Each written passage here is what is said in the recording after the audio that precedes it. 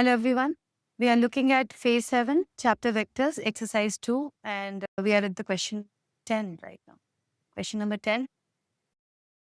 As we can see, the question is about a combination of box product or scalar triple product. And we have an expression given here. And so it is about splitting of scalar triple product. So as we have seen already, the scalar triple product, they will essentially form our determinant. And if we recall the property of determinant also, then if the first row has an addition, so it is nothing but two different determinant it becomes, where the first row is 2a and the second determinant has the first row as 4b, the series of 4b.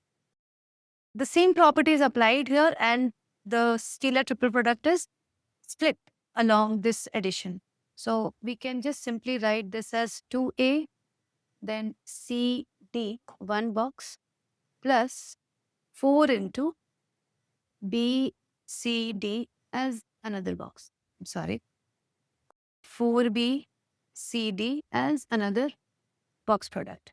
Now again, recalling the determinant property, we can always factor the 2 out and 4 out, because from the determinant from any row or column, we can always take out the scalar quantity. So this is 2 times ACD plus 4 times BCD.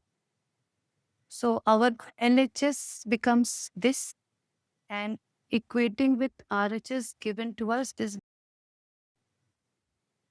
lambda ACD plus mu BCD. I think we can easily see the solution. Comparing the box products both sides, we can see that lambda is 2, mu is 4, lambda plus mu is. So it just needed splitting and factoring the scalar out and then comparing both sides. Thank you.